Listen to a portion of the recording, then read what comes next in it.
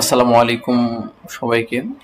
আজকে এই ভিডিওতে আমরা দেখব কিভাবে আপনারা একটা ফেসবুক পিক্সেল অ্যাকাউন্ট খুলতে পারেন অথবা কনভার্সন এপিআই যেটা বলেন সেমই কাজ, বাকি নাম আলাদা কিন্তু কাজ একই। ফার্স্ট অফ অল আপনি আপনার যে ফেসবুক আছে, আপনার ফেসবুক অ্যাকাউন্ট সেখান থেকে করতে পারবেন এবং আপনি জাস্ট আপনার ব্রাউজারে মাধ্যমে করতে পারবেন। ব্রাউজার লিখে first of all ads manager লিখবেন। অ্যাডস আমি যদি দেখি অ্যাডস ম্যানেজার আমার এখানে লেখা আছে, আমি যদি অ্যাডস ম্যানেজারে যাই দেন অ্যাডস ম্যানেজার আমাকে নিয়ে যাবে। হ্যাঁ, এটা যদি আপনি গো টু অ্যাডস ম্যানেজার, আপনার একটা অ্যাডস ম্যানেজারে অ্যাকাউন্ট খুলে নিতে হবে যদি অ্যাকাউন্ট না থাকে। আর অ্যাকাউন্ট থাকলে সেম প্রসেস আপনার অ্যাডস অ্যাকাউন্টের ভিতর ওভারভিউ পেজে নিয়ে আসবে। আর আপনি যদি ফেসবুক থেকেও আসতে পারেন, সেম প্রসেস। আপনার ফেসবুকের হোম পেজে থেকে এখান থেকে একটু স্ক্রল করবেন, দেখবেন যে অ্যাডস ম্যানেজার লেখা আছে। এই অ্যাডস ম্যানেজারে ক্লিক করলেও আপনার সেম পজিশন মানে সেম জায়গাতে নিয়ে আসবে। এরপরে এই আপনার ড্যাশবোর্ড দেখাবে, আপনি ক্যাম্পেইন যদি আপনার ক্যাম্পেইনগুলো এখানে দেখাবে। আপনি বাস আপনার মাউসের কার্সারগুলো বামে একটু হোভার করলে দেখাবে এখানে অপশনগুলো অ্যাড ম্যানেজারের। আমরা এখান থেকে অল টুলসে চলে যাব, এরপর এখান থেকে যাবো বিজনেস সেটিংসে। আপনি এর ভিতর থেকে একটু খুঁজে দেখবেন বিজনেস সেটিংসে কোথায় আছে। এটা ফার্স্ট অফ অল বটমে থাকে, তাহলে এখান থেকে আমি বিজনেস সেটিংসে গেলাম। আমার এখানে দুইটা ডাটা সেট দেখাইতেছে। আমি যদি দুইটাকে নতুন নতুন ট্যাবে খুলি তাহলে আপনারা ভালো বুঝতে পারবেন। দেখেন এখানে আব্বাস হাসানকে একটা ট্যাবে খুললাম, হাফেজ আব্বাস হাসান এটাকে আলাদা ট্যাবে খুললাম।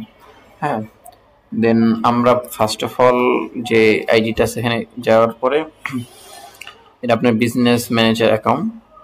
এখান থেকে আপনি একটু স্ক্রল করার পরে দেখবেন এখানে একটা লেখা আছে যে ডাটা সোর্স। ডাটা সোর্সে ক্লিক করার পর দ্বিতীয় নম্বরে লেখা থাকবে pixel, data source and pixel, এখানে ক্লিক করবেন। আপনার যদি পূর্বে কোনো পিক্সেল খোলা থাকে তাহলে এরকম দেখাবে দুইটা। আমার অলরেডি দুইটা ডাটা সেট খোলা আছে। আর যদি না থাকে তাহলে এই যে সেম প্রসিজারে এখান থেকে আপনি এখান থেকে যে ডাটা সেটে আসবেন এবং ডাটা সেট অ্যান্ড পিক্সেলে আসবেন। আসার পরে এরকম দেখাবে, আপনি জাস্ট এখান থেকে অ্যাড করতে পারবেন। হ্যাঁ, অ্যাড আমি এখান থেকে করতেছি না, আমি আমার যে প্রিভিয়াস আছে এটা থেকে করে দেখাইতেছি। এখান থেকে এই অপশন আসার পর আমি জাস্ট এখান থেকে যদি করি অ্যাড, আরেকটা নতুন খুলবো, সেখানে আমার একটা নাম চাচ্ছে। আমি যদি এটার নাম টেস্ট লিখে দিই, TEST টেস্ট লিখে একটা পিক্সেল খুললাম। দেন ক্রিয়েটে ক্লিক করবেন, এরপর হয়ে যাবে যে ক্রিয়েটেড ডাটা সেট ক্রিয়েট। হ্যাঁ, go to event manager.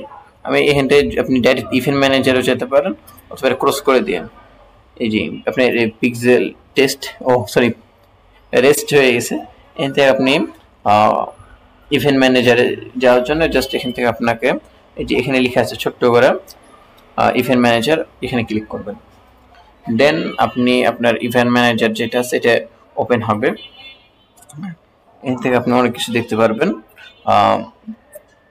Send event form your server থেকে যে ইভেন্টগুলো আসবে সেগুলো ওভারভিউ দেখতে পারবেন।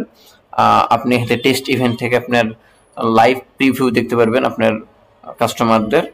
এই যে এখান থেকে টেস্ট ইভেন্ট থেকে নিচের অপশন থেকে আমরা জাস্ট এখান থেকে আমরা চলে যাব